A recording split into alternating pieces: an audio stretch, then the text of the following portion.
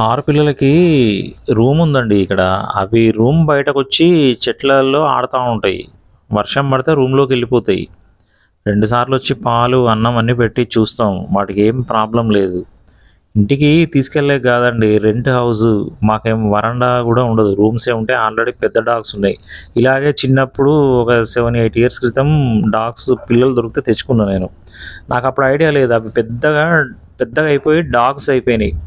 వాటిని వ వదలలేమండి మనం. అవి పెట్టుకుంటే రెంట్ హౌస్‌లో 2 చచ్చిపోయినాయి. ఇంకా 3 ఉన్నాయి. ఇంటికి మినరల్ వాటర్ రావు. పోస్ట్ మ్యాన్ రాడు. పవర్ బిల్ తీసేవాళ్ళు రారు.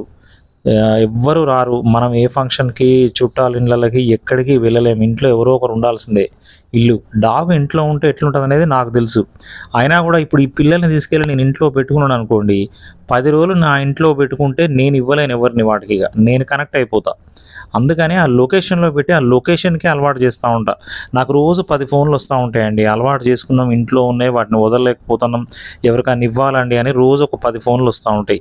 కనెక్ట్ చేసుకుంటే ఎట్లుంటదనేది నాకు తెలుసండి. ఎక్కడున్నా వాటికి కావాల్సిన ఫుడ్డు, ఆహ్, అన్నీ, షెల్టరు, హ్యాపీగా ఉండేలాగా చూసుకుంటా నేను. మనకు కనెక్ట్ అవ్వకుండా చూస్తా అండి. లొకేషన్‌కి అలవాటు చేస్తా ఉంటా. వాళ్ళ అమ్మ మాత్రమే లేదు. వాటికి ఏ ప్రాబ్లమ్ లేదు.